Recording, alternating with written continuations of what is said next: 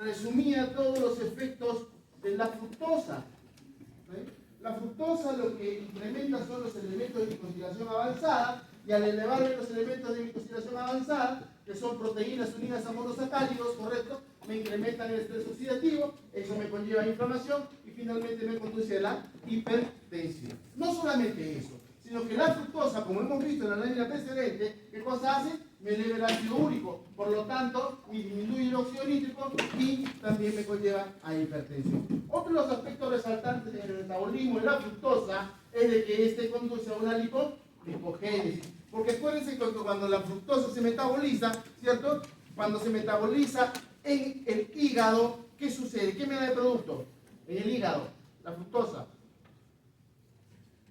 Lo buscan, para el examen va a venir, ¿de acuerdo? Entonces, como consecuencia del metabolismo de la fructosa en el hígado, voy a obtener una mayor lipogénesis, ¿sí?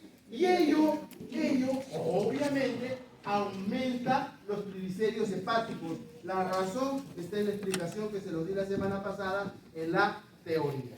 ¿Okay? Al aumentar la cantidad de triglicéridos hepáticos, obviamente aumentan las VLDL, porque las VLDL se diferencian de los kilomicrones en que las VLDL transportan ¿qué cosa? Triglicéridos endógenos, a diferencia de los kilomicrones. Estoy repitiendo una serie de información que ya te proporcioné. Los kilomicrones transportan ¿qué cosa? Triglicéridos exógenos, es decir, aquellos que provienen de la dieta, aquellos que han sido consumidos en sus alimentos. Y acuérdense que los lípidos que ustedes consumen, es decir, de las grasas que ustedes consumen, en cualquier presentación, el 90% de los lípidos que consumen están constituidos por triglicéridos. Finalmente, esos triglicéridos, una vez que han sido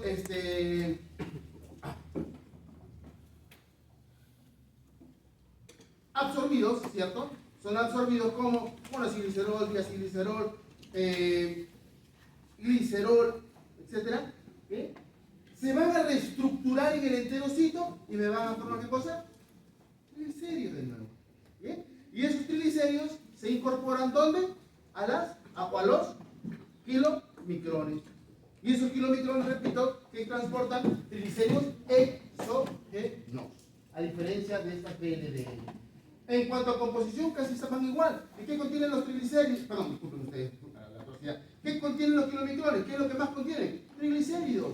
¿Qué es lo que más contienen estas VLDL? Triglicéridos. ¿Qué más contienen los kilomicrones? ApoC2. ¿Qué más contiene? ¿Qué apolipoproteína contiene la VLDL? ApoC2. ¿Quién actúa sobre ¿Quién activa esa ApoC2? La lipasa lipoproteica. ¿Dónde está esa lipasa lipoproteica? Está anclada a una cadena de polisacáridos, ¿dónde? En el endotelio vascular. Y esa cadena, esa lipasa lipoproteica activa ApoC2. ¿ApoC2 qué hace? Hidroliza los triglicéridos. Pues. ¿Estamos bien? ¿Y qué les conté? Les conté que esos, ¿qué se forman? Ácidos grasos y glicerol. Los ácidos grasos, ojo, ¿dónde estoy? ¿En qué tejido? Tejido adiposo. Entonces, ¿qué sucede con esos ácidos grasos? Entran pues al tejido adiposo y el glicerol al hígado. La razón, ya se las conté. Bien, entonces al aumentar el VLDL, aumenta el triglicérido en plasma, es decir, y obviamente al aumentar el triglicérido hepático también hay resistencia a la insulina. Todos estos efectos son como consecuencia de la fructosa, pero ojo con esto, por favor. Esto de lo que estamos hablando es el consumo de fructosa en productos industrializados. Porque acuérdense que les dije que no es lo mismo una bebida gaseosa a que ustedes se coman en un solo momento, ¿qué cosa? 1 kilo de manzanas. ¿Cuánto? Si alguien tuviese mucha sed en este momento y le pongo una cola, me refiero a la gaseosa, ¿cierto? ¿Sí? Listo, le pongo la cola ahí, se lo va con una sed, pero verano, vamos a poner una sed, pero disculpen, de diablo, y adiós medio litro de gaseosa. Pero si le pongo 1 kilo de manzana, ¿qué va a hacer? ¿Lo logró? No, ni de juego. Le da 2 mordiscos y se aburre. Y listo. Pero no se va a poder comer el kilo de manzanas en un solo momento. ¿Estamos bien? Esa es la idea. Por eso, cuando hablamos de esos efectos de la fructosa, nos estamos refiriendo básicamente a aquella que viene en productos industrializados, ya el ketchup, gaseosa, ¿qué más dijimos? Helados, golosinas en general. ¿Bien? Listo, vamos. Esto de acá nos permite explicar el metabolismo de la galactosa y de alguna manera para visualizar de que no necesariamente una gestante tiene que tomar leche para producir, gestante no, lactante, madre que da lactante. No necesariamente tiene que tomar leche para producir leche. Que es una de las creencias habituales que tiene toda madre. ¿Sí? ¿Qué dice? Tengo que tomar leche porque si no, no voy a producir leche para mí. Falso, no tiene absolutamente nada que ver. Bien, la galactosa, por acción de una galactoquinasa, le da galactosa 1-fosfato, ¿cierto? Esa galactoquinasa requiere de ATP para justamente convertir esta galactosa y transferirle cosa, el grupo fosfato, y tener galactosa 1-fosfato. Esta galactosa 1-fosfato con la galactosa 1-fosfato uridiltransferasa se convierte en glucosa 1-fosfato. Para ello, ya ustedes la conocen, ¿cierto? Utiliza UDP-glucosa y la convierte en UDP-galactosa. Quédense con la imagen ahí, porque a continuación, esa galactosa 1-fosfato, ¿cierto? Permítanme regresar. Céntrense acá, por favor, en esta parte de la diapositiva, ¿sí? Porque esa parte es la que a continuación viene, ¿estamos bien? La lactosa 1-fosfato, la misma galactosa 1-fosfato y ultraperasa, glucosa 1-fosfato, para cuyo fin utiliza UDP-glucosa, ¿cierto? Y la convierte en UDP-galactosa. Y esta UDP-galactosa por una epimerasa forma de nuevo una UDP-glucosa. Pero lo que me interesa acá es que la UDP-galactosa por una lactosa sintetasa y en presencia de glucosa me forma lactosa. Entonces no requiere la persona tomar leche, en este caso la madre que va a lactar, para producir leche. ¿Bien? Bueno, algo simple, miren ustedes, la glucosa, una exoquinasa, ¿correcto? Y me da glucosa 6-fosfato. Esta glucosa 6-fosfato se convierte en glucosa 1-fosfato por una fosfolipomutasa. Después tenemos la UDP-glucosa, después tenemos la UDP-galactosa, que unida a la glucosa, finalmente por acción de la lactosa sintasa, me da lactosa, o lactosa sintetasa, como ustedes quieran llamar.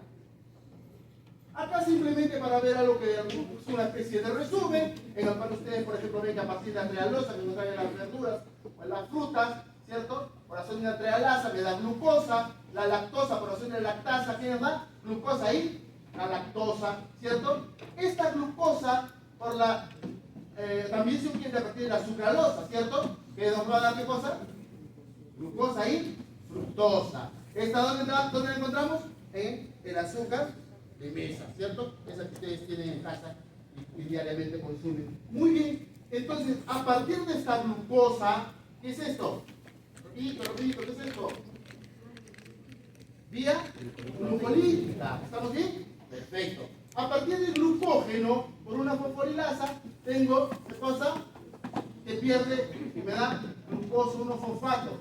Y algo de lo que vamos a hacer mayor énfasis en la clase que viene a continuación es lo relacionado a la glucosa 6-fosfatasa. ¿Dónde se forma la glucosa 6-fosfatasa? Depende, ¿cierto? Ojo. Si hablamos de tejido muscular, esta glucosa 6-fosfatasa se va a convertir en fructosa 6-fosfato. Disculpen, glucosa 6-fosfato, no glucosa 6-fosfato.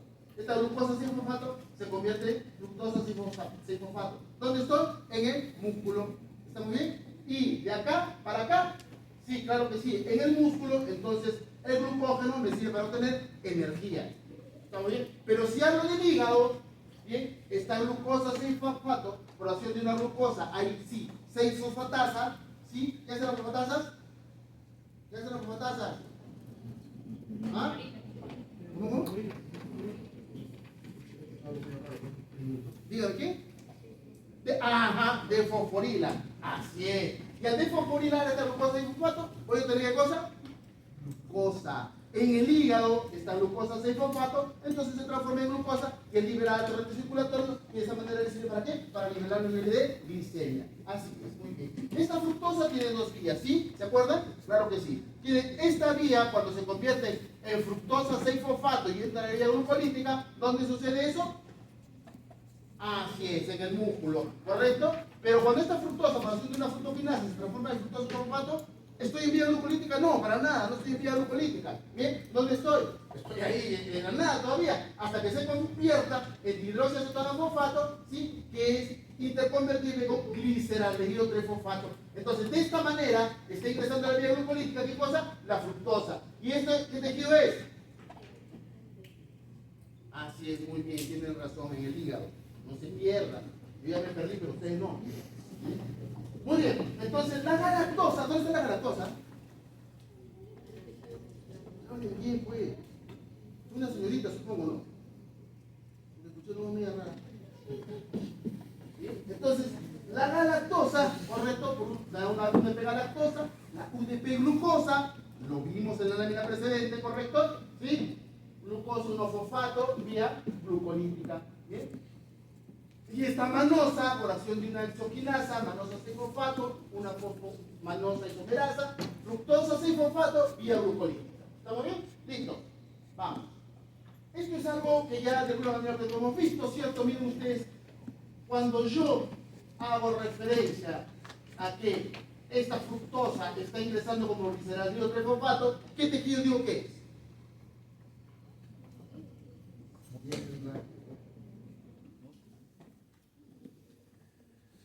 ¿Qué tejido es? Hígado, pues. Porque cuando la glucosa ingresa por acá arriba, ¿sí? Acá más o menos, por acá, ahí. ¿Okay? Cuando ingresa por ahí, estoy en músculo.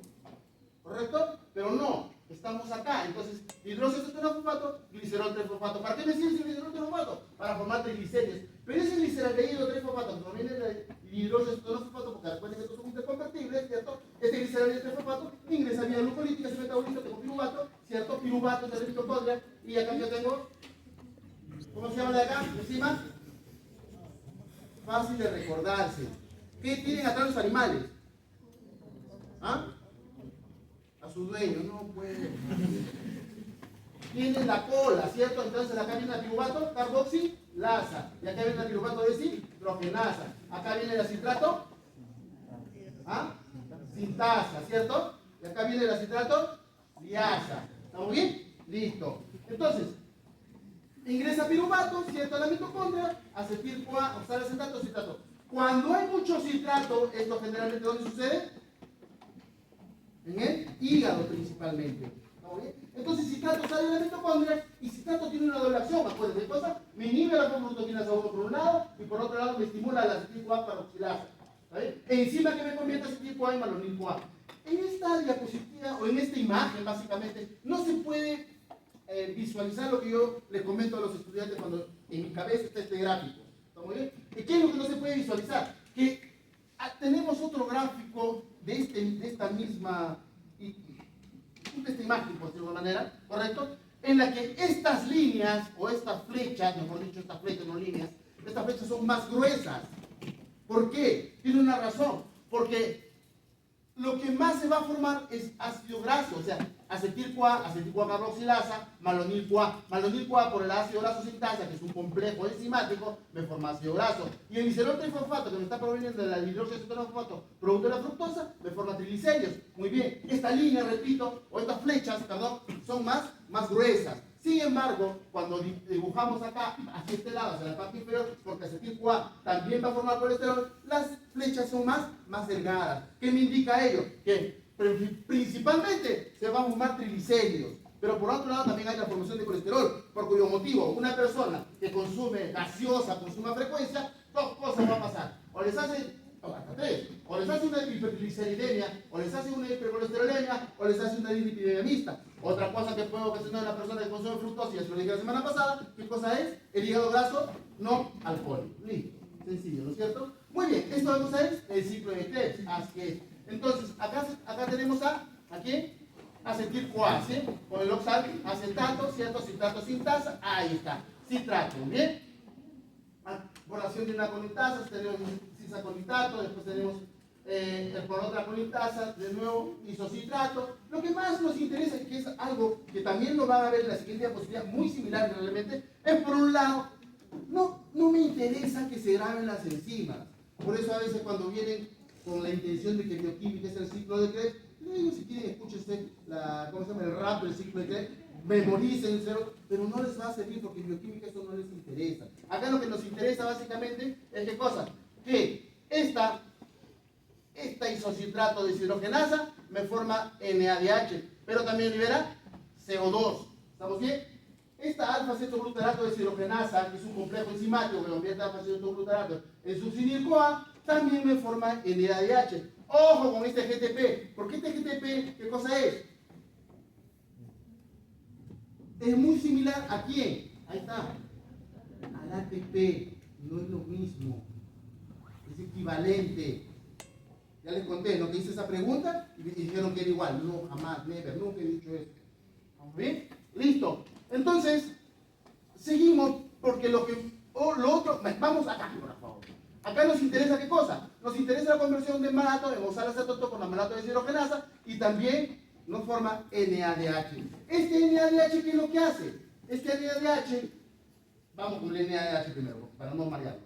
El NADH lo que hace es dirigirse hacia la cadena transportadora de electrones, ¿cierto? Donde va a dejar 2 electrones y 2 protones para finalmente, ¿qué cosa hacer? Los deja y se convierte en NAD. ¿Correcto? Listo. Pero de la misma manera, me es de interés, como está NADH, la formación de FADH2. ¿De acuerdo? ¿Cuándo sucede eso? Cuando se convierte el succinato en fumarato por la succinato de deshidrogenasa, ¿cierto? Entonces forma FADH2. Igual, se va a la cadena transportadora de electrones. Este es el mismo diagrama mostrado en la lámina precedente, simplemente que sin las enzimas y mostrando lo que realmente nos interesa. ¿Bien? El isocitrato, isocitrato se convierte en alfa-cetoglutarato, para cuyo fin libera dióxido de carbono y NADH. Y lo mismo, el alfa-cetoglutarato para succinil-CoA de forma NADH y también libera CO2. De succinil-CoA a succinato se libera GTP, que es similar, es equivalente al ATP. De succinato a fumarato se libera FADH2 y de malato oxalacetato se libera NADH2, los cuales son componentes que van a ir hacia la cadena respiratoria mitocondrial. Acá vamos a observar algo que lo voy a pasar relativamente de manera muy sencilla porque lo vamos a ver en la siguiente clase también, ahí profundizamos quizás un poco más, ¿sí? Y vemos lo siguiente, vemos que malato se convierte en oxalacetato, ¿cierto? Y por la citrato sintasa obviamente formo citrato. ¿Esta parte dónde es? ¿Dónde estoy? Parado en la clase. No. ¿Dónde? ¿Ah? Ahí dice, señores. Aquí dice, si esta es la interna, esta es la externa, estoy en la matriz mitocondrial. ¿Correcto? Sí. Entonces, ¿qué hace este NADH? Le deja ¿qué cosa? 2 electrones y 2 protones, que los protones se van al espacio intermembrana. ¿Estamos bien? Y ojo, algo de lo que vamos a hablar también a continuación, en la siguiente reunión, la que vamos a ver a continuación, es sobre los complejos respiratorios. En este caso estamos hablando del complejo respiratorio 1, ¿de acuerdo? Que se le está dejando el NADH2, ¿correcto? Y este es un complejo, por si acaso, si por ahora me olvidara, es un complejo que está como parte constitutiva de esta membrana interna. ¿Estamos bien? Por tal motivo no se puede separar el complejo respiratorio de esta membrana interna. Es una parte constitutiva y está conformado por proteínas. ¿Bien? No se puede separar. De manera tal que este complejo respiratorio 1, ¿está bien?, recibe los electrones. Solamente los electrones, por favor. ¿Estamos bien? No me diga, los complejos respiratorios reciben los protones. No, señores. Los complejos respiratorios no reciben los protones, solamente reciben electrones. ¿Sí? Listo, vamos. Entonces, acá tenemos piruvato, ¿cierto? Acetil-CoA, y estoy dentro de la mitocondria, con oxalacetato, con un citrato. Este citrato, ¿por qué dice ácidos grasos y colesterol? ¿Se acuerdan que salía el citrato? ¿Sí? Perfecto, ahí está, pues. ¿Sí? ¿Se acuerdan que dije las flechas grandes, las gruesas, perdón, más gruesas, van hacia la parte superior? Claro que sí, para formar ácidos grasos. Y las flechas más delgadas, ¿para dónde van? Para la formación de colesterol. Perfecto. Este alfa-cetoglutarato, que es parte también del ciclo de Krebs, por transaminación va a formar aminoácidos. El propio nato, la isoleucina, la metilina y la valina van a servir para formar succinil-CoA. Pero a su vez, succinil-CoA sirve para dar lugar a la formación de porfirinas. La tirosina y la fenilalanina para formar fumarato, ¿bien? Y piruvato me da malato. El oxalacetato se convierte en aminoácido por transaminación. Pero este oxalacetato también se puede convertir en malato y estamos hablando de la vía reversa de la glucolisis. ¿Está bien? Estamos hablando de la gluconeogénesis. Porque oxalacetato, como también se lo voy a contar más adelante, no puede salir de mitocondrias. Por tal motivo, debe convertirse en malato para como malato, de esa manera recién salir de la mitocondria, ¿correcto? Bien, y este oxalacetato se convierte en fosfenolpiruvato por esta enzima fosfenolpiruvato carboxigenasa y finalmente va a servir ¿para qué? Para la gluconeogénesis. Bien, listo. ¿Cómo se regula el ciclo de Krebs? Tenemos enzimas como la citrato sintasa, la isocitrato deshidrogenasa y la alfa-cetoglutarato deshidrogenasa. Son las enzimas de las cuales van a depender del ciclo de Krebs, ¿de acuerdo? Y en función a ellas es que opera este ciclo. ¿Bien? Inhibida por, miren ustedes, acá, ATP, ATP, NADH, NADH, ATP, NADH. Es decir, las tres, citrato sintasa, isocitrato deshidrogenasa, alfa-cetoglutarato deshidrogenasa, son inhibidas por los tres, por los dos, ¿no? ATP, NADH, ATP, NADH, ATP, NADH. ¿Correcto? Listo. Y además la citrato sintasa es inhibida por citrato. ¿Bien? Además de citrato, la succinil 4. La isocitrato deshidrogenasa va a ser activada por ADP y calcio. ¿Bien? Y el alfa-cetoglutarato deshidrogenasa es activada también por calcio. Bueno, esto es simplemente para leerlo, correcto, ya lo hemos visto, lo hemos revisado en esta presentación. La función del ciclo de qué es? Síntesis de ácido graso, ya lo vimos, ¿correcto? Síntesis de aminoácidos, recuerdan ustedes en una diapositiva previa la tenemos otra vez. Síntesis de nucleótidos también. Síntesis de colesterol, que va a llamar los ácidos grasos, ¿cierto? Síntesis de hemo y la gluconeogénesis, ¿correcto? Listo. Esta es toda la segunda clase. Vamos a pasar a la tercera, ¿correcto?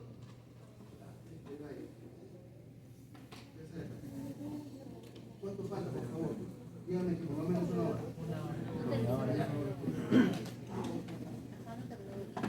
Vamos a tratar de apresurar, ¿correcto? No me voy a detener en cosas que ya ustedes de alguna manera deberían tener como conocimientos previos. He estado deteniendo mucho en esas partes, por ejemplo, lo relacionado a de dónde sale el ATP, de dónde sale, no sé, los ácidos grasos, etcétera, etcétera, etcétera. ¿Bien? Listo, vamos. En el protagonismo de los jarritos test, con esta señora me despido de ustedes, ¿sí? ¿Cómo que no? Claro que sí. La cadena transportadora electrónica, que era lo que estábamos viendo, ¿correcto? Es la vía común de las células aerobias. ¿Dónde está localizado? ¿Se acuerdan? En la membrana interna de la mitocondria. ¿Se acuerdan que veíamos con complejos respiratorios, etcétera? Muy bien, ahí está la cadena transportadora de electrones. Y utiliza una vía común debido a que son usadas por FAT y NADH, enzimas que usan FAT y NADH. Esta cadena transportadora de electrones está constituida por enzimas de óxido de reducción que son altamente organizadas y parte de la energía que se libera en estas reacciones es atrapada con la finalidad de formar ATP, que lo vamos a ver más adelante. ¿Cuáles son las fuentes de electrones? NADH y FADH2, algo que lo hemos visto, ¿sí? Un nivel que hemos terminado en la clase precedente. Importante que esta NADH, ¿de dónde deriva? De las deshidrogenasas ligadas a NAD, como isocitrato, alfa-cetoglutarato, malato, deshidrogenasas, del ciclo de Krebs, piruvato deshidrogenasa, OA deshidrogenasa de la beta-oxidación y malato deshidrogenasa de las lanzaderas, ¿correcto? FADH2, ¿de dónde proviene? Deriva de las deshidrogenasas que están ligadas a FAT, obviamente igual que esta NAD, estas son a FAT. Como cual tenemos succinato deshidrogenasa, el ciclo Krebs, alfa-glicerol-sulfato deshidrogenasa, ¿dónde? De las lanzaderas, acil-CoA deshidrogenasa de la beta-oxidación. Miren ustedes acá lo siguiente, el ciclo de Krebs. ¿Qué observamos en el ciclo de Krebs? En el ciclo de Krebs observamos dos cosas importantes. Uno, la formación de NADH. Ese NADH, ¿qué hace? Ese NADH va a dejar protones y electrones. Pero acuérdense que yo les dije que solamente transfiere electrones ¿a dónde? A la cadena transportadora de electrones o a los complejos respiratorios, ¿correcto? Entonces, ¿qué es lo que deja? Electrones. Protones no deja los protones. Los protones pasan por la membrana. ¿Estamos bien? Y eso, en el caso del NADH2, deja los electrones, ¿a quién? Al complejo respiratorio 1. Esto, disculpen ustedes, cuando lo vean por si acaso en casa, esto que parece una línea discontinua no es una línea discontinua, sino que este es el número romano 1, por si acaso. ¿Estamos bien? Para que sepan que es el complejo respiratorio 1. Muy bien, ¿y el FADH2 qué hace? El FADH2 lo que hace es deja sus electrones a la cadena respiratoria, en este caso al complejo respiratorio 2, y ambos lo que van a hacer es traspasar los electrones de un complejo respiratorio a otro hasta llegar a dónde? Al complejo respiratorio 4. Este complejo respiratorio 4 va a ceder los electrones ¿a quién? Al oxígeno. ¿Estamos bien? Transfiere los electrones al oxígeno y ese oxígeno unido a los protones, que ya vamos a ver de dónde van a provenir, ¿cierto? Forman finalmente agua. ¿Bien? ADH deja sus electrones al complejo respiratorio 1. Y ahí están pasando, ¿qué cosa? Los protones. Los protones van, ¿dónde? Hacia el espacio intermembrana. Muy bien. Acá, al complejo 2 también le deja, ¿quién le deja acá? Acá, perdón, parece que tengo Parkinson, ¿no? Quiero señalar acá y pongo acá. Acá, FADH2, ¿correcto? Dejan sus electrones, muy bien. Yo les decía que lo que se traspasan los complejos respiratorios son, ¿qué cosas? Los electrones. Y así es, efectivamente lo van dejando. Y acá. Profesor, ¿y dónde vienen los protones? Los protones, como ustedes ven, están siendo trasladados al espacio intermembrana. Pero esos protones que se encuentran en el espacio intermembrana van a ingresar, ¿cierto? Van a ingresar por este lado cuando el ADP se convierte en ATP por acción del ATP sintasa. ¿Estamos bien? Para ello, entonces requiere el protón. Ingresa el protón, y estos protones que están ingresando en el espacio intermembrana son los que ulteriormente van a servir ¿para qué? Para formar agua. ¿Por qué? Con los electrones que se le va a hacer el oxígeno provenientes de la cadena respiratoria. ¿Listo? Estos inhibidores de la cadena respiratoria, ¿sí?, fueron empleados con la finalidad de determinar dónde estaban ubicados estos complejos y cuáles eran. ¿Sí? Por ejemplo, se sabía la existencia de este, pero no se sabía en dónde estaban. ¿Sí? De manera tal que lo que se hizo fue justamente colocar estos compuestos, ¿cierto? Protenona, barbiturato, ¿sí? Y con ellos se determinó, ¿sí?, la presencia y la ubicación del complejo respiratorio 1. ¿Bien? Hago la aclaración porque en algún momento yo decía complejo 1, ¿bien? Y en el examen quise preguntar complejo respiratorio y dije, caramba, no, ya sé que como no les he dicho respiratorio, me vayan a reclamar, pero solo te dijo complejo cuando dijo que era respiratorio. Bueno, le digo que dice complejo 1, pero es complejo respiratorio 1. ¿Está bien? Listo, por si se me ocurre hacer una pregunta en ese sentido. ¿Sí? Muy bien, entonces esa protenona y el barbiturato permitieron determinar la presencia y ubicación del complejo respiratorio 1. Lo mismo con la antimicina A para la ubicación del complejo 3 y el monóxido de carbono y el cianuro para el complejo respiratorio 4. Entonces, acá tenemos malato de deshidrogenasa, acetobutirato de deshidrogenasa, citrato de deshidrogenasa, ¿de acuerdo? Que lo que van a hacer es contribuir con NADH. Este NADH va a dejar sus electrones, ¿dónde? En este complejo respiratorio 1, ¿cierto? Entonces, al colocar protenón y barbiturato, este complejo se inhibía y no había formación de ATP. ¿Okay? Por otro lado, tenemos este complejo respiratorio 2, perdón, el de acá, disculpen ustedes, el de acá, ¿sí? Que a partir de succinato, ¿cierto?, obtengo FADH2, y a partir de acil-CoA también se forma bastante FADH2, ¿correcto? Y acá tenemos qué cosa, acuérdense que coenzima Q, permítanme la respuesta rapidito. Acá está, es acá, está acá, esta Q que está acá arriba, ahí donde lo voy a tapar, esa es la coenzima Q, por si acaso. Cuando estudien, lean la diapositiva, ¿dónde está? ¿Por qué el profesor ha puesto acá coenzima Q cuando en las otras diapositivas no se le ve? Esa es, ¿de acuerdo? Muy bien. Y después acá tenemos la antimicina, ¿estamos bien? Acá tenemos complejo respiratorio 1, ese complejo respiratorio 2, ¿y el complejo respiratorio? 4. No, 4. El complejo respiratorio 4 es inhibido por 2, ¿cierto? Cianuro y monóxido de carbono. ¿Sí? Entonces, ¿dónde está la antimicina A? ¿Es el 2 o el 3? Antimicina A está en el complejo respiratorio 3. ¿Lo que está arriba? ¿Cómo que ¿Esto es? A3, ¿cómo? 3. Pero había memorizado yo como 2, mil disculpas. Pero había memorizado como 2, tiene 3. ¿No ves? Y esta es una pregunta que le he hecho ya como 20 veces, ya me aburre de hacerla. Una persona se siente en su carro, ¿de acuerdo?, que quiere suicidarse, ¿de acuerdo? Y conecta el tubo de escape al automóvil. ¿Sí? ¿Por qué muere esa persona? Activó la... ¿Cuándo fue la bioquímica. Se inhibe el Ya, complejo. lo buscan y se las preguntan en el examen, ¿está bien? Se inhibe el complejo. Listo. ¿Y quiere saber la respuesta? Pues si he dicho 20, en su banco de preguntas que ustedes leen para los exámenes, ahí está. Léanla. ¿Sí? diga, ¿dónde está? ¿Quién fue? ¿Por dónde? Ah, ya, diga usted. No, el 4. El 4 es inhibido por monóxido de carbono y cianuro. ¿No? Ya. Entonces, este es otro aspecto importante, ¿cierto? Tengo el citosol, tengo la membrana mitocondrial externa, espacio intermembrana, la membrana mitocondrial interna. Entonces, ¿qué es lo que va a suceder? Este ADP, ¿cierto? ¿Se acuerdan?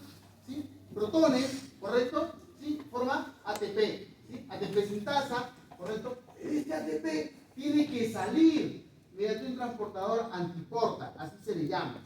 ¿Bien? De manera tal que este ATP sale al espacio intermembrana y de ahí es enviado hacia el citosol. Pero cuando el ATP sale del espacio intermembrana, tiene que ingresar un ADP y de esa manera se sigue regenerando el ciclo. ¿Bien? Fosforilación oxidativa. La energía libre es acoplada a la formación de ATP, es la principal fuente de energía de las células aerobias. Porque acuérdense que estamos hablando en este momento de fosforilación oxidativa. Y antes hemos hablado de otra fosforilación a nivel de sustrato. ¿Correcto? Pregunta de examen para que vean cuál es cuál. La principal fuente de energía de las células aerobias, ¿de acuerdo? Y la mitocondria desacoplada, ¿sí? Genera energía que va a tener que liberarse como calor. Esta relación fosfato-oxígeno se dice que es de 3, pero en realidad es de 2.5, 2.6. ¿Está bien? La relación ATP-multioxígeno, por si acaso. ¿Bien? Hay desacopladores de la fosforilación oxidativa, sí, el 2,4-ditrofenol. Era un producto que se usaba, esta pregunta sí no he hecho. ¿Por qué? Porque a veces no le decía, me olvidaba. Es un producto que se usaba hace muchos años atrás, ¿de acuerdo? Para que la persona baje de peso. Bueno, así interesaremos, ¿no? Bien, entonces, esta 2,4-ditrofenol, repito, es un producto que se emplea para bajar de peso. La persona ingería este producto y bajaba de peso. Pero el detalle es que es un producto hepatotóxico, por cuyo motivo dejó de fabricarse. ¿Estamos bien? Ahora, al desacoplar la fosforilación oxidativa, pregunta, o sea, en otras palabras, el 2,4-ditrofenol es un fármaco que se le proporciona a las personas para bajar de peso. Muy bien. Y si les estoy diciendo que ese 2,4-ditrofenol es un desacoplador de la fosforilación oxidativa, ¿qué experimentaba el paciente o la persona que quería ese fármaco? Incrementaba calor. ¿Perdón? Incrementaba calor. ¿Sí? ¿Y qué más? Entonces tomaba y tenía fiebre. No es cierto, no es. Para el examen. Listo. Entonces, tenemos inhibidores de la fosforilación, como es la oligomicina, y los inhibidores del transportador. ¿Se acuerdan que hemos visto en la línea presente un transportador ADP, ¿cierto? Que es el atractilócido. Acá está para que vean el transportador. ¿Correcto? El atractilócido es el inhibidor de este transportador. Muy bien. Ahí la pregunta es, suda. Si se necesita como calor, suda. ¿Bien? Listo. Esta es una hipótesis con respecto a la fosforilación oxidativa, se llama una hipótesis quimostática, en la cual se manifiesta que el transporte de los electrones a través de la cadena respiratoria produce transferencia de protones al espacio intermembrana. Algo que ya les hemos comentado, ¿se acuerdan? Recuerden ustedes, bien claro les he dicho que los electrones son cedidos a los complejos respiratorios, pero que los protones no. Los protones son enviados hacia el espacio intermembrana. Acuérdense eso, por favor. El espacio intermembrana se carga positivamente. ¿Por qué? Porque están llegando justamente los protones y se produce entonces un potencial de membrana. Y cuando los protones regresan a la matriz, ¿para qué? Para formar, mediante esta enzima que ya te las mencioné, ATP sintasa, forma ATP, regresan a la matriz, se libera energía. ¿Estamos bien? Y acuérdense que ¿dónde proviene? Fácil, pues, ¿no? De ADP más fosfato inorgánico para formar ATP mediante la ATP sintasa o sintetasa. Muy bien, cuando una persona consume glucosa y llegamos hasta lactato, porque son dos lactatos lo que se forma finalmente cuando una persona consume glucosa, carbohidratos, ¿cierto? Se generan 47 kilocalorías. ¿Estamos bien? Y cuando llega finalmente hasta la cadena transportadora de electrones y todo lo demás, formamos dióxido de carbono, ciclo de Krebs, etc. Y se forma agua, se genera 639 kilocalorías, lo cual nos da un total de 686 kilocalorías. Perfecto. Esas 686 kilocalorías es la misma cantidad de kilocalorías que requiere una planta para formar glucosa. Listo. Síntesis de glucógeno. ¿Cuánto falta? Disculpe, no te vas a decir. Falta 30, 40, 30. sí, 40 no. 50. 40. No, ¿cómo hacía? Bueno. 343. 50. Ay, pues no corre tanto. Parece que estoy hablando rápido. No. Pero sí se entiende, ¿no? Sí. Ahora, ¿qué? ¿No entienden lo que estoy hablando? ¿Se entiende? Ay, pues yo no entiendo. Lo que entiende está fenomenal. Ahora, pregunta. A ver, al fondo, caballero que está durmiendo, mirando su teléfono. ¿Se escucha mi voz, señor? Ah, ya, gracias. Yo me estoy quedando sordo porque mi tono de voz es muy alto. Canario, no sé dónde. Ah, acá. ¿Quieren el micrófono nuevo por corriente? No. Gracias. Porque la semana pasada me quedó doliendo el brazo, estaba así como loco pegado al micrófono. Bien, entonces yo le decía que de la glucosa se convierte en glucosa 6-fosfato por acción de una exoquinasa. Eso ya lo conocen ustedes, lo hemos visto en la primera clase, si no me equivoco. Pero esta glucosa 6-fosfato por acción de una glucosa se convierte en glucosa 1-fosfato.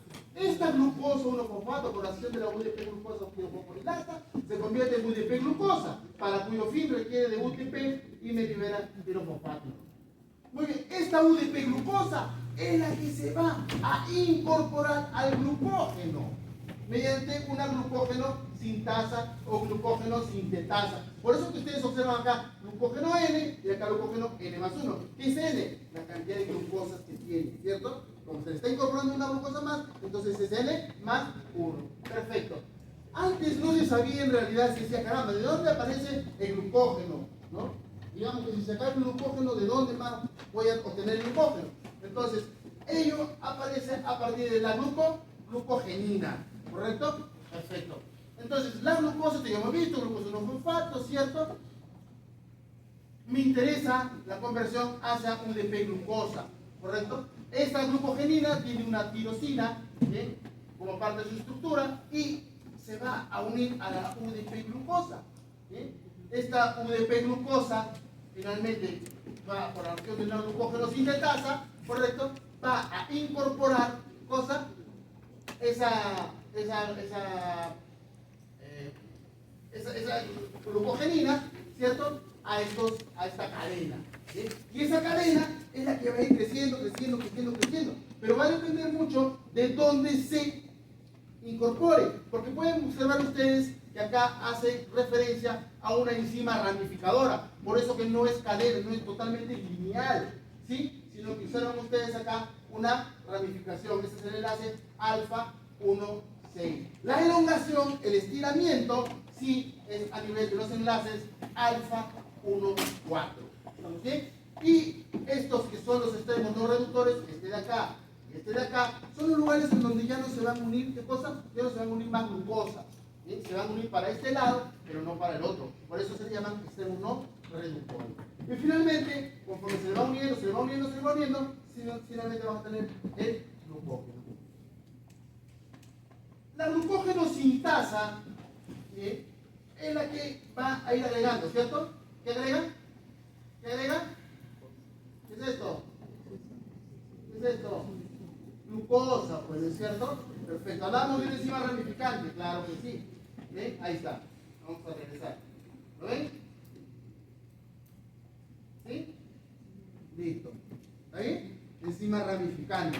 Entonces, lo que hace esa enzima ramificante es lo siguiente. Como esta cadena está creciendo, no va a crecer de manera infinita. ¿Bien? Llega un momento en que dice, no, hasta acá no más. Entonces, clic, lo corta y lo pasa para el otro lado. ¿Estamos bien? Listo, porque eso no puede ser versículo seculorum, ahí nomás. Entonces, eso es justamente lo que hace que se formen estas ramificaciones. ¿Bien?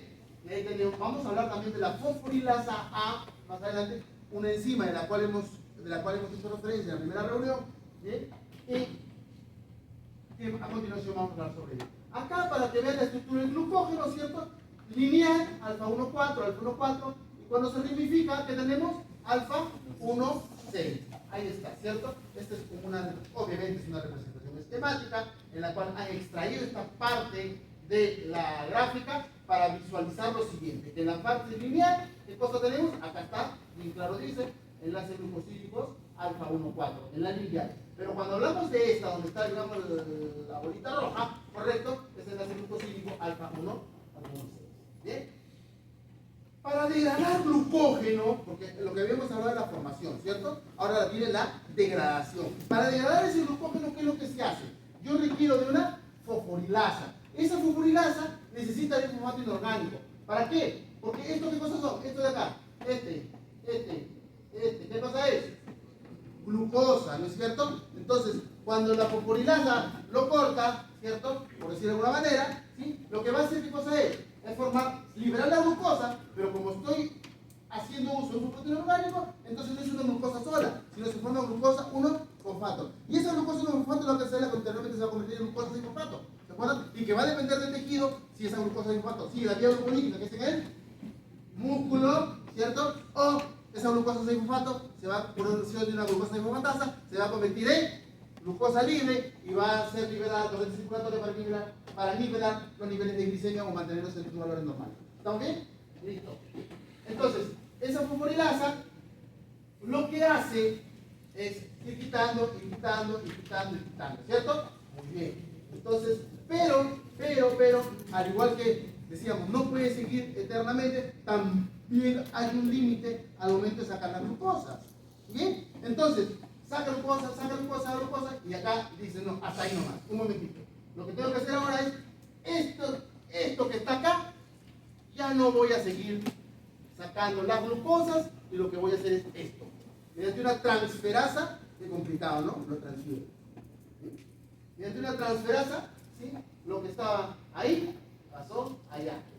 Estaba ahí, pasó allá. ¿Estamos bien? Una transferasa. Lo pasa entonces de la ramificación a la cadena lineal. ¿Perdón? Lo pasa de la ramificación a la cadena lineal. Así es. Bien. Y después ya viene, seguimos en degradación de glucógeno, la alfa 1,6 glucosidasa, que también lo que va a hacer es liberarme la glucosa. ¿Bien? Listo. Esto es casi lo mismo, simplemente que de otra manera, en el cual podemos ver el glucógeno, en el cual tiene N moléculas de glucosa, ¿cierto? Por acción de la glucógeno fosforilasa y fosfato inorgánico, ¿qué cosa me va a liberar? Glucosa 1-fosfato. ¿Estamos bien? Glucosa 1-fosfato. Y además, el glucógeno ya se queda en N-1. Acá está. N-. ¿Bien? Listo. Disculpe. Entonces, ¿quiénes son los encargados de la regulación de la degradación del glucógeno? Por un lado, el glucagón y la epinefrina. Porque recuérdense que para formar glucógeno, ¿qué cosa requiero? ¿Bien? Listo. Entonces, el glucógeno, ¿sí? Es degradado, como ustedes han visto, se va perdiendo uno, se va perdiendo otro, se va saliendo, y tengo ¿qué cosa? Glucosa 1-fosfato, de lo que les estaba diciendo hace unos instantes. Esa glucosa 1-fosfato se va a convertir en glucosa 6-fosfato. En el músculo, la glucosa 6-fosfato pasa vía glucolítica, que también lo vamos a ver más adelante cuando veamos, porque ahí voy a hablar sobre la fructosa 6-fosfato, etcétera. ¿Sí? Pero me interesa acá básicamente que vean que la glucosa 6-fosfato en el músculo me da finalmente ¿qué cosa? La vía glucolítica, lactato, CO2, pasado. ¿Bien? Pero en el músculo, esta glucosa 6-fosfato, por acción de la glucosa 6-fosfatasa, ¿cierto? La fosfatasa, ¿qué hace? ¿Qué hace la fosfatasa? ¿Qué hace la fosfatasa? Fosforila. ¿Estamos bien? Entonces la glucosa 6 se va al fosfato, se va, fuera, listo, ya no. Se queda solo y tenemos glucosa a sangre. Fácil, ¿no es cierto? Difícil es empezar. En el hígado, por eso digo, acuérdense que una cosa es lo que pasa en el hígado, otra cosa es lo que pasa en el músculo, otro es lo que pasa en el cerebro, otro es lo que sucede en el eritrocito, etcétera. No, cuidado del examen. No marquen por marcar, disculpen la expresión, a la diabla, ya tú este. Y después, cuando sales a comentar con tu compañero, ay, no me di cuenta que era el hígado. ¿Bien? El glucagón actúa sobre su receptor, ¿bien? Y este estimula las proteínas G, que lo que hace es estimular la ciclasa para convertir el ATP en AMP cíclico. Este AMP cíclico lo que hace es activar a la proteína quinasa A. La proteína quinasa A es, como ustedes saben acá, ¿es un qué cosa? Es un tetrámero. ¿Bien? Y acá, finalmente tiene ¿dos qué? Dos dímeros. ¿Bien? Y uno de esos dímeros es el que se torna, es el que tiene la propiedad o es la parte activa. De manera tal que si estos dímeros se vuelven a unir, tienes de nuevo a la proteína quinasa A inactiva. ¿Bien?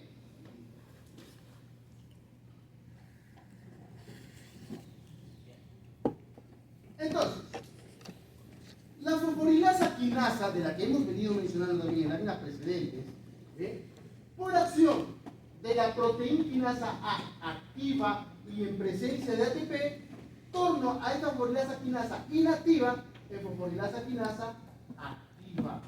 ¿Para qué me sirve la fosforilasa quinasa activa? Me sirve para que convierta la fosforilasa B inactiva en fosforilasa A activa, para cuyo fin requiero de ATP. ¿Y para qué me sirve la fosforilasa A activa? Para glucogenólisis. ¿Y en qué fase estoy hablando de la glucogenólisis? Postprandial, posabsortiva.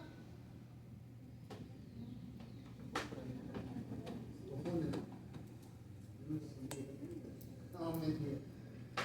La fase postprandial es la fase comprendida entre las 0 y las postprandial, 0 y 4 horas. Y la posabsortiva es entre las 4 y las 12. ¿Correcto? Entonces, si estoy acá, estoy degradando glucógeno, estoy en la fase lógica. La lógica que me dicen. Me pregunta. Los que llevan seminario conmigo, ¿qué les dicen? Si me preguntas, quiere decir que no sabe la respuesta, ¿cierto? Estás tanteando, a ver. Si le doy, el profesor dice sí, sí, sí. Y sí que lo sabe. ¿Bien? Es en la fase post-absortiva. ¿Sí? Porque en esa fase post-absortiva ya el organismo no tiene glucosa. No tiene glucosa, ¿correcto? Y si no tiene glucosa, ¿de dónde la va a obtener? El glucógeno, pues. Y ahí tiene que obtener la glucosa. Pero cuando uno ingiere alimentos, ¿qué sucede? Se activa esta proteína fosfatasa, ¿correcto? ¿Sí? Ah, disculpen, me olvidaba. De manera simultánea a esta acción de la proteína quinasa A, que me activa la fosforilasa quinasa, lo que hace la proteína quinasa es, de manera simultánea, repito, me inactiva la glucógeno sintetasa. Es decir, cuando se degrada el glucógeno no se forma. ¿Estamos bien? ¿Se entendió? ¿Sí? ¡Listo! Esto es de manera simultánea, ¿correcto? Pero cuando una persona ingiere alimentos, esta proteína fosfatasa, ¿sí? ¿Qué hace? Inactiva la fosforilasa B, me activa la glucógeno sintasa, ¿correcto? ¿Sí? Y me inactiva la fosforilasa quinasa. Ojo. Se puede preguntar. Y no se vayan a ver. ¿Sí? Cuando la persona dice, y lógica, simple lógica. Porque cuando la proteína fosfatasa entonces se activa y la fosforilasa se inactiva porque se convierte en fosforilasa B, ya no hay degradación de glucógeno. ¿Está bien? Ya no hay glucogenólisis. Porque he comido alimentos, pues. Ya tengo glucosa. ¿Qué sentido tiene, díganme ustedes, de que el organismo comience a degradar glucógeno para formar glucosa si estoy comiendo, no sé, se me ocurre un turrón de doña Pepa, donde hay pura glucosa? ¿Ah? Entonces, ya tiene que parar esto. Claro, por eso, acá, clic, se va para este lado. Acá se cierra. ¿Sí? Muy bien. Ya no viene para acá. Listo. ¿Qué más va a suceder? Necesito entonces que esta fosforilasa B no se convierta en nada. Entonces, esta tiene que inactivarse. Por lógica. ¿Correcto? Y finalmente, ¿qué más tiene que suceder? ¿Qué más tiene que suceder? La proteína fosfatasa, que está de acá, ¿cierto? Activar la glucógeno sintasa, ¿cierto? Para formar glucógeno. ¿Está bien? Fácil. Músculo. La epinefrina es similar, el cuento es el mismo. ¿Okay? La epinefrina actúa con sus receptores, actúa con la proteína G. La proteína G interacciona con la biciclasa para convertir ATP en ATP cíclico. ¿Se acuerdan del tetrámero? Lo digo igualito. ¿Estamos bien? Es igualito. Por eso la diferencia entre las láminas es que acá no está el tetrámero. La única diferencia, pero sucede exactamente igual. ¿Sí? Muy bien. ¿Qué sucede acá?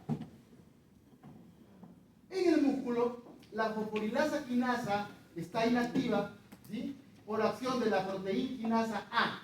Activa, proteína quinasa A, activa, ojo, ahí es donde se van a marear. Cuando le hablo de la proteína quinasa activa, y le hablo de la proteína fosfatasa. Ahí es donde se van a marear. Pero le digo yo, la proteína quinasa activa, ¿qué hace? Por un lado, me activa la fosforilasa quinasa y por otro lado, me inactiva la glucógeno sintetasa. ¿Estamos bien? Me la inactiva.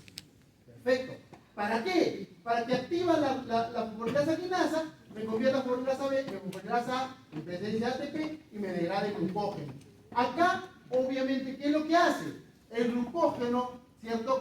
Mediante la glucogenólisis, ¿cierto? Glucógeno me va a dar glucosa 1 fosfato. Glucosa 1 se convierte en glucosa 6. Y glucosa 6 en fructosa 6, porque estoy en él.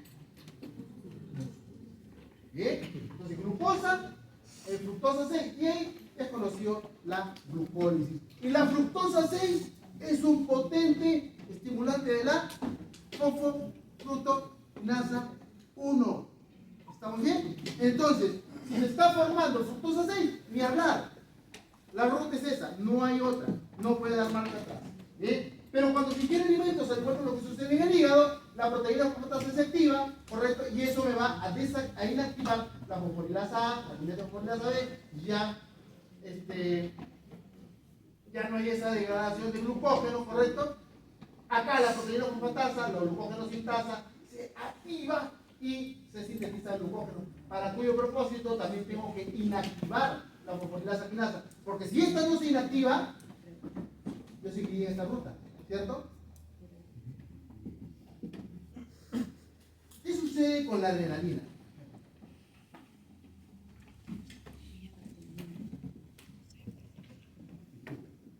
¿Qué sucede con la adrenalina en el hígado? La adrenalina en el hígado se une a su complejo adrenalina receptor, el cual va a interaccionar, ¿de acuerdo? Y va a favorecer que la fosfolipasa C convierta el fosfatilinositol 4,5 bifosfato en inositol trifosfato más diacilglicina. Ese inositol trifosfato lo que hace es el calcio que está en el retículo endoplasmático va a ser liberado al calcio, al citoplasma. Del retículo endoplásmico pasa al citoplasma. Y ahí nomás, tengan esa imagen, porque a continuación vean ustedes que ese calcio que está en el citoplasma, miren ustedes, el calcio de acá, ¿sí? Este de acá, ese que está ahorita acá. Ese calcio citoplasmático, ¿sí? Se une aquí a la fosforilasa quinasa. ¿Estamos bien? Tornándola activa, pero el calcio se va a unir a una calmodulina. Y esta fosforilasa quinasa activa me convierte en fosforilasa B en fosforilasa A, para cuyo fin requiero de ATP. ¿Para qué? Para que esta fosforilasa A obtenga glucosa 1 fosfato a partir de glucógeno. Esto se intensifica, esto es mayor sobre todo en los deportistas. ¿Estamos bien? No. Los proteoglucanos. Los proteoglucanos son aquellos que están constituidos por una proteína, por eso proteo, ¿cierto? Ligada a polisacáridos. Por eso son proteoglucanos. Son cadenas de un ácido urónico y una oxosamina. Integran matriz celular, extracelular, como orbito, líquido sinovial, etc. Donde es sintetizada el retículo endoplasmático del aparato Golgi y son secretadas por las células. Ojo que los proteoglucanos, como pueden ustedes ver, cumplen una función de composición, ¿cierto? Que forman parte de algo. ¿Bien? Y acá vamos a ver a continuación algunos de los proteoglucanos, ¿no? Tienen ustedes condroitinsulfato, que era tansulfato, al famoso ácido hialurónico, ¿no? Está de moda. Bien, vean en la televisión. Tiene ácido hialurónico, ahí está el ácido hialurónico. ¿Eh?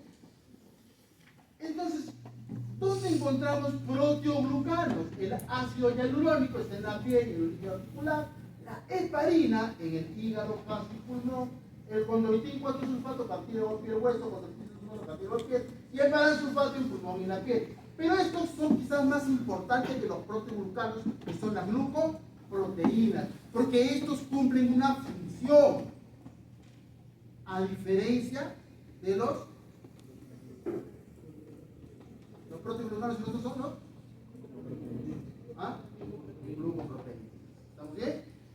Entonces, estas glucoproteínas son, como su nombre lo dice, proteínas ligadas a glúcidos. Qué complicado, ¿no? La parte proteica es sintetizada en el retículo endoplástico, contiene manosa, N-acetilenolamínico, fucosa, glucosa, galactosa. ¿Bien? Son secretadas por la célula y están ligadas a la membrana celular o segregadas a los lisosomas dentro de la célula. Lo más importante de esta, como decía, es que cumplen funciones. ¿Bien? Por ejemplo, tienen ustedes enzimas, protrombina, ribonucleasa B, hormonas, eritropoyetina y tiroglobulina, ellas son glucoproteínas, membranas, glucoforina, sistema inmune, gamma globulina, grupos sanguíneos. ¿Bien? Y el transporte, la célula plamina y la transferrina. Por eso la diferencia y la importancia entre las glucoproteínas y los proteógenos. Gluconeogénesis, ¿cuánto falta, por favor, señor Alvarado? 25. Son fotos precisas. 25 minutos. Bien, entonces cuando hablamos de la gluconeogénesis es la formación de glucosa a partir de compuestos que no son glúcidos, o que no son carbohidratos. Bien, ¿se realiza dónde? Principalmente en el hígado. ¿Cuál es el otro órgano del gluconeogénico? ¿Ah? Los riñones. Pero principalmente es en el hígado. ¿Estamos bien? Perfecto. Los mayores precursores, ¿cuáles son? Aminoácidos. ¿Cuál es el principal aminoácido? Alanina. ¿Sí? Lactato y glicerol. Pero este glicerol, como estamos hablando de gluconeogénesis, ¿de acuerdo? Este glicerol es en etapa postprandial o posabsortiva. Posabsortiva. ¿Ven? Glicerol en la fase post. Participan algunas enzimas que no forman parte de la glucólisis. ¿Bien? Y ocurre en qué condición? En la que la piruvato deshidrogenasa, la piruvatoquinasa, la glucoquinasa y la fructoquinasa 1 están relativamente inactivas. ¿Cuáles son las principales enzimas de la vía glucolítica? 1, 2, ¿lo ven? ¿Sí? La piruvatoquinasa, ¿cierto? Es la última enzima que me da el enfoque no piruvato ¿a dónde? A piruvato. A piruvato. ¿Estamos bien? Cuando lo enoja. Listo, fácil, ¿cierto? Borra eso, Acá está. enoja, una hoja blanca. Que La piruvato carboxilasa, esa que convierte el piruvato en oxalacetato, son enzimas de la gluconeogénesis. ¿Estamos bien? Entonces la piruvato carboxilasa convierte el piruvato en oxalacetato. ¿Se acuerdan? Que le dije quién está en los animales, quién está detrás. Le dije, no es el amo, es la cola. La cola, la C de carboxil, la carboxilasa. Por eso es la relación. La C, porque cuando tiene cola, con la mano, no, con la letra C. ¿Muy bien? Cola, carboxilasa, está atrás. Eso quiere decir qué cosa? Que el ciclo de Krebs, en este sentido, ahí no sé, para el otro lado. ¿Correcto? Listo. Fácil, ¿no es cierto? La fosfenolpiruvato carboxilinasa que convierte los aracetos en fosfenolpiruvato. Muy bien. Y la fructosa 1,6-fosfatasa que convierte la fructosa 2,4 en fructosa 2,4. Esta es una enzima la cual ya hemos visto también, ¿cierto? Y finalmente la glucosa 6-fosfatasa, ¿cierto? Que es la que convierte la glucosa 6-fosfato en glucosa. En el tejido adiposo, ¿cierto? Para la gluconeogénesis, es importante ¿qué cosa? El glicerol. A ver, ¿de dónde proviene ese glicerol? Sí, del tejido adiposo. Pero ¿se acuerdan ustedes que la fase postprandial, cuando uno ingiere alimentos, ¿cierto? Entre las 0 y las 4 horas, ¿qué es lo que sucede? Se forman los kilocrones, ¿cierto? Ya no les voy a repetir qué tienen. Llegan al tejido adiposo, pues al tejido adiposo. ¿Estamos bien? ¿Sí? ¿Qué tenemos ahí? ApoC2, anclada a una cadena de polisacáridos, perdón, la lipasa lipoproteica anclada mediante una cadena de polisacáridos y activa a ApoC2. Así es, activa a ApoC2. ¿ApoC2 qué va a hacer? Ya saben ustedes. ¿Sí? ¿Y qué sucede? El glicerol lo libera, ¿cierto? Se va al hígado, ¿correcto? Los ácidos grasos están en el tejido adiposo. ¿En qué fase estoy? Post. Cuando voy a la fase posabsortiva, ¿de dónde voy a sacar el glicerol? Si ya no hay kilomicrones.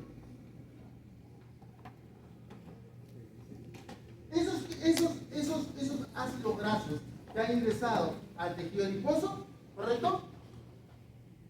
Con glicerol trifosfato, estoy dentro, por si acaso, del tejido adiposo. Entonces, repito, dentro del tejido adiposo, ese glicerol, perdón, esos ácidos grasos que han ingresado, ¿cierto? Se van a unir a quién? Ácidos grasos se unen a glicerol trifosfato. ¿De dónde proviene ese glicerol trifosfato? Si en el tejido adiposo no hay gliceroquinasa, proviene de la glucólisis. Ojo, cuidado. ¿Ven? Proviene de la glucólisis. ¿Sí? Pero esa es la etapa post. En la etapa post-absortiva ya no hay, pues. ¿Qué glucosa me va a estar entrando ahí? Entonces, ¿qué es lo que hace el tejido adiposo? El tejido adiposo lo que hace es hidroliza los triglicéridos para cuyo fin va a hacer uso de qué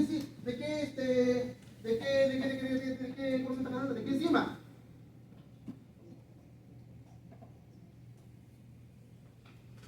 La lipasa sensible a la acción hormonal. ¿Estamos bien? Entonces, esos triglicéridos que ya están estructurados, están dentro del tejido adiposo, lo que hace es, la lipasa sensible a la acción hormonal, ¡clic!, los parte. ¿Qué hace? Libera ácidos grasos. Esos ácidos grasos, obviamente, se van a torrente circulatorio. ¿Y unido a quién viajan? Porque suben y se van. No, profesor Didi está más barato. Se unen a la albúmina, pues ya les he dicho, ¿ya ven? Ya les he dicho, ¿cuántas veces voy a repetir lo mismo? ¿Estamos bien? Se unen a la albúmina y de esa manera viajan los ácidos grasos, ¿correcto? ¿Y el glicerol?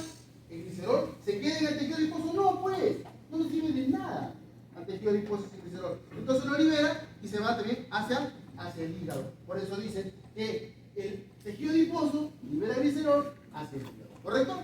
Esto ya deberían saber ustedes. Pero bueno, el tejido muscular que me libera aminoácidos, ¿cierto? Alanina, fundamentalmente, que va a ir al hígado para hacer esto, gluconeogénesis.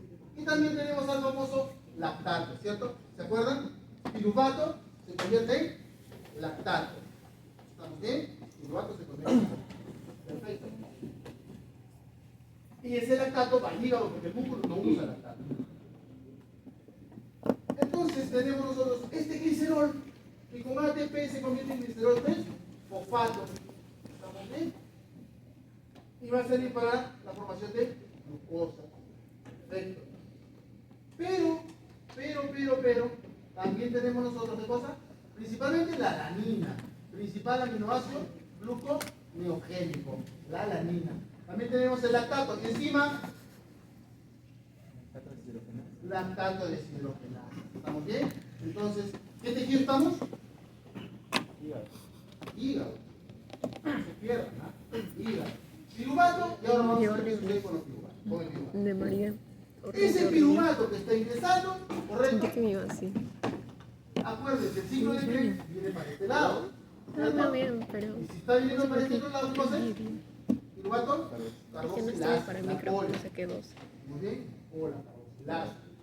Ahora, esos ácidos grasos que ustedes han visto acá, canario, disculpen, yo me estoy por todo nervioso. Estos ácidos grasos que están acá, ¿sí?, los encontramos ahora acá. Bien. Esos ácidos grasos me van a dar acetil-CoA. Y en ese proceso de formar acetil-CoA, forman bastante NADH. ¿Bien? Bastante NADH. Además, y esta PDH empieza, si hacia atrás estaba la cola, ¿cierto? Y en el ciclo de Krebs desordenado, la C, después de la C que viene, después de la C, la D. Entonces, si atrás está la carboxilasa, adelante está la deshidrogenasa. No tiene que memorizar, simplemente saber que el animal tiene la cola atrás. Entonces, esta piruvato deshidrogenasa va a ser inhibida ¿por qué? Por el ATP, por el acetil-CoA y por el NADH. De manera tal que el piruvato no se va a convertir en acetil-CoA. Y si hubiera acetil-CoA, la cantidad de acetil-CoA es tan poca que no va a formar ¿qué cosa? ¿Ah? ¿No forma? ¿Ah? Fuerte. No escucho. No digo que mi tono de voz está mal porque estoy cuando sordo. Citrato. ¿Estamos bien? Listo. Entonces, yo tengo este piruvato que por la piruvato carboxilasa forma oxalacetato. Este oxalacetato, como yo les dije en la clase presente, no puede salir de mitocondria. Es imposible, no sale jamás, nunca en la vida va a salir el oxalacetato. Entonces tiene que convertirse en aspartato. ¿Está bien? Para salir de la mitocondria. El oxalacetato también se convierte en malato y como tal puede salir. Entonces, ¿qué es lo que va a salir? Va a salir aspartato y malato. En etapas posteriores, este acetil-CoA me va a servir para formar cuerpos cetónicos. Estoy hablando que ese proceso se va a intensificar en el ayuno.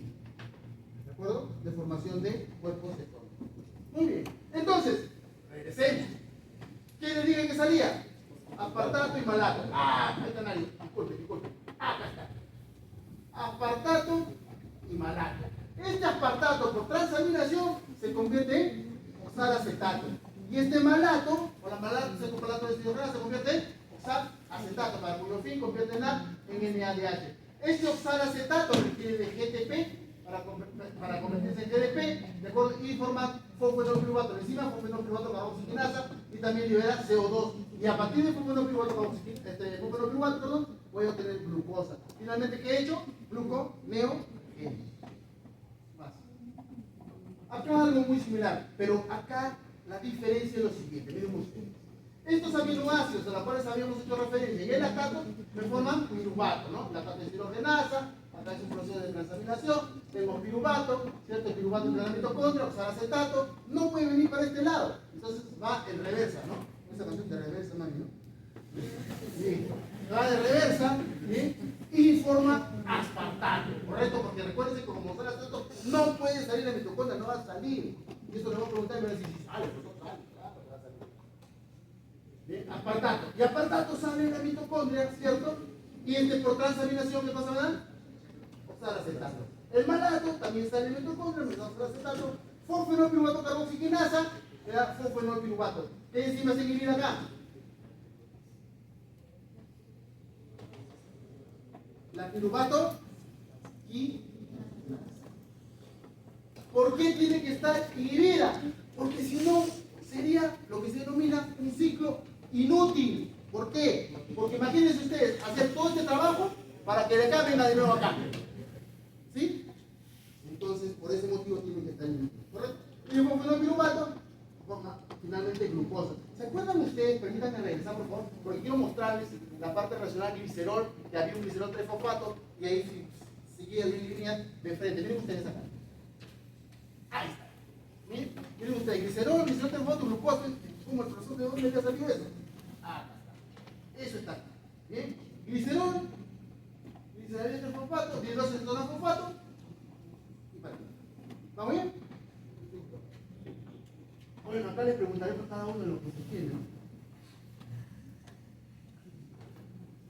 Para formar acetil-CoA, triptofano, fenilalanina, tirosina, treonina, lisina, ¿cierto?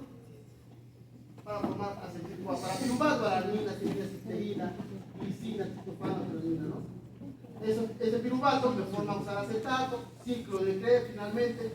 Lo que queremos ver acá básicamente es la contribución de los aminoácidos mediante su catabolismo para formar, ¿qué cosa? componentes del ciclo de Krebs. Básicamente sí, ¿correcto? Acá tenemos la gluconeogénesis, ¿cierto? Tenemos ¿qué cosa? Glucosa 6-fosfato, ¿cierto? Por acción de la glucosa 6-fosfatasa, se va este de acá, el fósforo se va y me queda la glucosa, ¿correcto? Y la glucosa sale para dar glucosa libre. Sencillo. Disculpe, señora Alvarado, por favor, ¿cuánto falta? 12. Ay, puedo estar un poquito más rápido.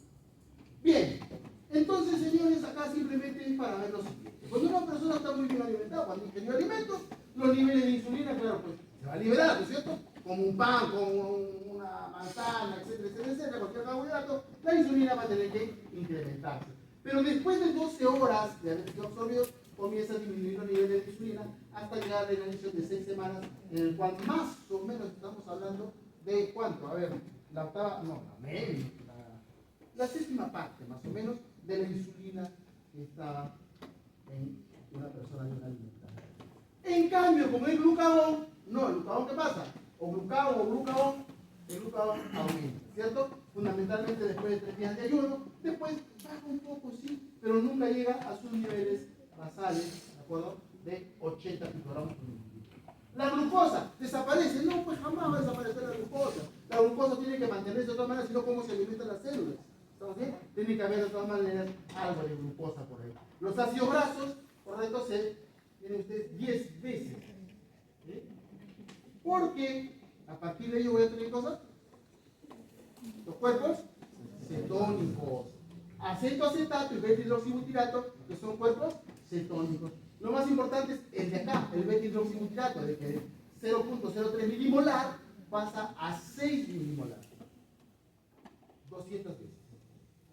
¿Está bien? Este es un dato que quería corregir. Yo les había mencionado, y bórrenlo por si acaso después de mi profesor, que usted dijo, les estoy diciendo hoy día que la gluconeogénesis y la glucogenolisis, yo les había dicho hasta las 12 horas, ¿se acuerdan? Es hasta las 16. Así que borren el dato, ¿estamos bien? Yo les dije, ¿cuánto dije? 12, ¿no es cierto? No son 12, son 16. ¿Vale? Hasta ahí van las dos parejitas. Pero después de ello, ¿quién va a predominar? Es decir, ¿quién va a ser el responsable de mantener la glicemia? La gluconeogénesis, hasta más o menos los 30 días. Comienza a ver un... Yo tampoco, yo salgo con Explicando bien ese reloj. Creo que no te entiendo. Acá para ver básicamente la pérdida diaria al finalizar el periodo, ¿qué proporciona el mayor aporte de energía a las 12 horas? Las grasas. ¿Correcto? 200 kilocalorías, los carbohidratos 200, las proteínas 300. Pero cuando ya hablamos de 8 días, carbohidratos 0. ¿De dónde vas a obtener carbohidratos? O sea, ya no hay aporte de carbohidratos. Pero sí va a haber, observen ustedes, un incremento en el aporte de energía proveniente de las grasas. Y una muy ligera disminución, muy ligera, 50 no es nada, 50 calorías no es nada, ¿correcto? Del aporte, repito, de calorías proveniente de las grasas. Las proteínas, obviamente, sí son, el aporte es poco en realidad. Casi para terminar, ya casi para despedirme. La glicemia tiene que mantenerse en un estrecho rango, ¿cierto? Por eso que 70 a 110 es más o menos los niveles de glucosa que ustedes van a encontrar en los pacientes, ¿correcto? Y para eso se tienen una serie de mecanismos que posteriormente lo que hacen es mantener ese rango. ¿Bien? Tenemos el hormona reguladora, como hemos visto, ¿sí? La insulina y el glucagón. ¿Bien? Durante el ayuno, el regulador lo que hace es mantener los niveles de glucosa. Porque acuérdense que es el principal tejido gluconeo. En las primeras horas de ayuno, la glucogenolisis es la responsable de mantener la glicemia. Y ya hemos visto hasta dónde más o menos se mantiene en pareja uno con otro. ¿Correcto? Entonces, ¿qué es lo que vamos a obtener? Una disminución del glucógeno hepático y un aumento de la gluconeo. Eso más o menos sucede a las 16 horas de ayuno. A las 30 horas ya hemos visto qué sucede. La gluconeogénesis, ¿qué pasa? Cae, pero poco, pero cae. Estamos bien, que es lo importante. Y obviamente, una persona puede vivir varias semanas de ayuno, más o menos hasta donde tengo reportado o he visto, más o menos hasta los 52, 55 días, puede una persona vivir sin ingerir alimentos. ¿Estamos bien? Nada. ¿Sí? Nada de nada. Nada de comer agüita con azúcar, no. Agua sí, pero agua sola. ¿Correcto? Hasta los 52, 55. De ahí ya no, de ahí no. Era más. Según yo ya había terminado. Bien, entonces nosotros le llamamos la obtención de carbohidratos por el día del ayuno. En el ayuno. El glucagón, correcto, convierte ATP en AMP específico para que el glucógeno, ¿cierto? Se convierte en glucosa 1-fosfato, me da glucosa 6-fosfato. Si estoy en el hígado, esa glucosa 6-fosfato, por lo menos glucosa 6-fosfatasa, me da glucosa. ¿Sí? Los aminoácidos, correcto, estamos hablando en el ayuno, van a ingresar hacia el hígado y van a contribuir, como ustedes han visto en una lámina precedente, para la formación de los componentes del ciclo de Krebs, para ulteriormente obtener ATP, dióxido de carbono y agua. ¿Bien? Y finalmente, obviamente, el ciclo de Krebs también, ¿no?, forma fosfoenolpiruvato, ¿cierto? Para hacer cosas. ¿Cómo se ve este proceso? Gluconeogénesis. Entonces, glucosa 1-fosfato, glucosa 6, sale, ¿cierto? Esa es la glucogénesis. ¿Estamos bien? Pero esta es la gluconeogénesis, ¿no es cierto? Que a partir de componentes del ciclo de Krebs, ¿cierto? Fosfoenolpiruvato, glucosa 1-fosfato y glucosa. Aparentemente, estamos hablando del lactato que proviene del músculo, se convierte en piruvato, entra al ciclo de aminoácidos, recordamos de la alanina, ¿cierto? Vamos, en el músculo, ¿qué sucede? En el músculo no hay glucagón, sino que está la adrenalina. Se convierte en ATP en AMP específico para convertir glucógeno en glucosa 1-fosfato. Esta se convierte en glucosa 6. Claro que sí. Ahora, esta glucosa 6 va hacia dónde? Hacia este lado. No puede ir para el otro, porque la glucosa 6, acuérdense que en el músculo, ¿de acuerdo? No hay acá una enzima. ¿Qué enzima es la que no hay? La glucosa 6-fosfatasa. Por lo tanto, al no haber glucosa 6-fosfatasa, la glucosa 6-fosfato se convierte en fructosa 6-fosfato. Y la fructosa 6-fosfato es un potente estimulador, ¿cierto?, de la fosfofructokinasa 1. Por lo tanto, la glucosa 6-fosfato va a ser llegada finalmente hacia piruvato. ¿Bien? Y esta por transaminación se convierte en alanina y liberada. Este piruvato, cuando estamos en el músculo, se convierte en lactato y lactato debe ir hacia el hígado. ¿Está bien? Claro, eso no quiere decir que haya piruvatos también que van ¿hacia dónde? Hacia el ciclo de Krebs. Estamos hablando de utilización de carbohidratos por el tejido muscular. Retiro de la glucosa, el tejido periférico, ya sabemos, ¿cierto? El único GLUT que es dependiente de la insulina es GLUT 4. ¿Está bien? Este estimula el transporte de glucosa en el tejido muscular y el tejido adiposo, porque acuérdense que GLUT 4, ¿cierto?, es traslocado, que es la palabra correcta, no se dice movilizado. Entonces, si ustedes quieren decir movilizado, pero la palabra correcta se trasloca. Se trasloca GLUT 4 hacia la membrana celular para captar glucosa y producirlo en el tejido. En el tejido adiposo, lo que hace la insulina, obviamente, estimula la glucólisis y la formación de glicerol formato para la síntesis de triglicéridos. En el músculo, la insulina estimula la síntesis de glucógeno. ¿Está bien? Y la captación de glucosa sintética por los tejidos, que es hígado, músculo y adiposo, produce disminución de la glucosa. Es algo natural. O sea, la glucosa que está en el torrente circulatorio está ingresando al tejido, tiene que haber una disminución de glucosa en. Este es un resumen de todo, ¿correcto? Creo que nos faltan dos diapositivas. ¿Cuánto nos falta? Listo, terminamos más rápido y inmediato. Es un resumen muy sencillo, ¿cierto? Cuando una persona se le incrementa la glucosa en sangre, eso lo detecta el páncreas, libera la insulina para convertir la glucosa en glucógeno. Y obviamente nivelar los niveles de glucosa en sangre. Pero cuando baja la glucosa en sangre, es todo lo contrario, ¿cierto? Esto también es detectado por el páncreas, ya no va a detectar insulina, sino que está el glucagón, ¿no? Y esto es lo que hace degradar el glucógeno. ¿Por qué? Porque si la glucosa está baja, lo que va a hacer es degradar el glucógeno para tener glucosa y nivele los niveles. Ciclo de Cori y ciclo de glucosa lactato. La glucosa es enviada por el hígado, por mediante el torrente circulatorio, hacia el músculo, en donde finalmente vamos a obtener piruvato. Pero como bien sabemos, el piruvato en el tejido muscular va a ser convertido en ¿qué? Va a ser convertido en lactato, ¿cierto? Muy bien. Ese lactato va a ser enviado ¿hacia dónde? Hacia el hígado. En el hígado el lactato, por el lactato es una grasa, me da piruvato, finalmente glucosa y piruvato, y tengo glucosa. ¿En qué estado o estadio? A nadie. Fácil, porque usted tiene lugares. ¿Está bien? A nadie No hay aparte que de la mí. fase postprandial, en todas las. ¿Correcto? De verdad, yo Ahora, solo quiero que me maten. Ya de esto una sí vez. Acaben mi sufrimiento. Esto de acá, este ciclo glucosa, lactato, ciclo de Cori, se intensifica en los deportistas. Este es el último, sí, el último, ciclo glucosa alanina, ¿correcto? La glucosa va a ser enviada hacia el músculo mediante glucólisis y da piruvato.